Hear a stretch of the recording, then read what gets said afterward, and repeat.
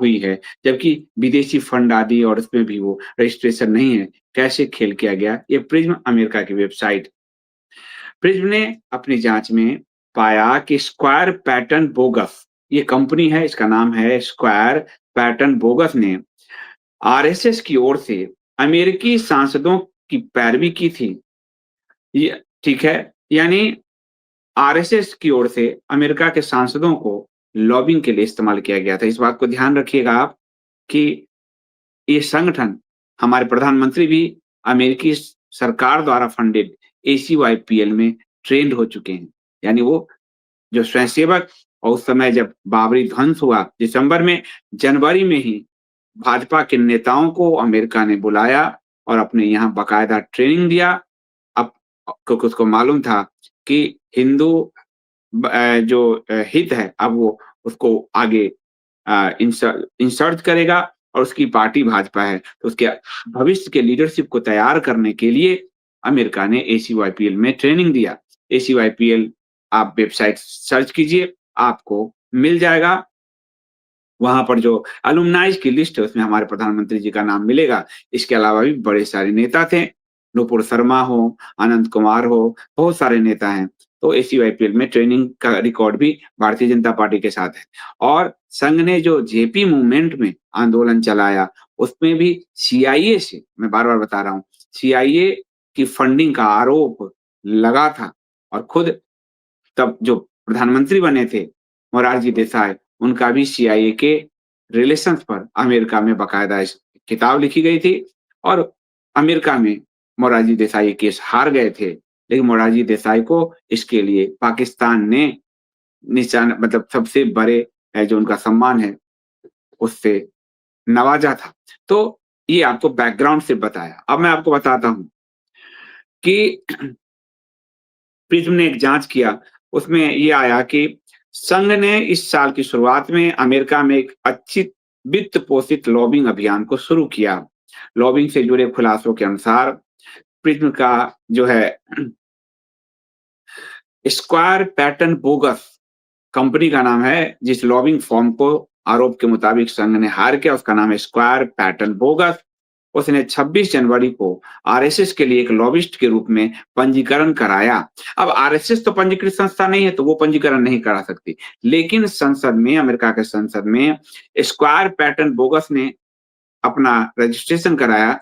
किसके लिए? कि हम, और वहाँ लॉबिंग अमेरिका में जायज़ है कि हम आरएसएस की तरफ से लॉबिंग करेंगे। किसने? स्क्वायर पैटर्न बोगस ने।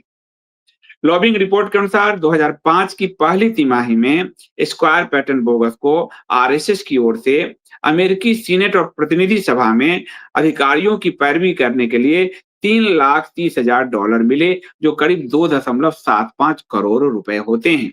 यानी स्क्वायर पैटर्न बोगस को अमेरिका सीनेट, प्रतिनिधि सभा में, संसद में पैरवी करने के लिए आरएसएस ने $3,30,000 की का भुगतान किया। ये उस रिपोर्ट का कहना है। सार्वजनिक इस रिपोर्ट के अनुसार यह पहली बार है जब आरएसएस ने अमेरिका में लॉबिस्टों को नियुक्त किया है, अपने लिए लॉबिंग कराने के लिए लॉबिस्ट नियुक्त किया है अमेरिका में। ये पहली बार सामने आया है। सितंबर 2024 में आरएसएस ने अपने स्थापना के 100 साल पूरे किए हैं, और ये जो है अब दुनिया में अपने लिए लॉबिंग, इस 100 साल में लॉबिंग के ज़रिए अपने लिए एक माहौल खड़ा करना चाहती है।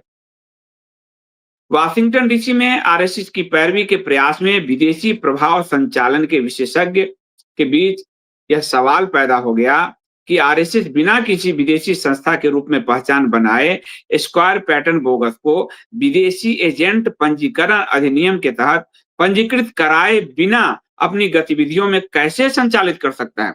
आरएसएस भारत में रजिस्टर्ड नहीं है।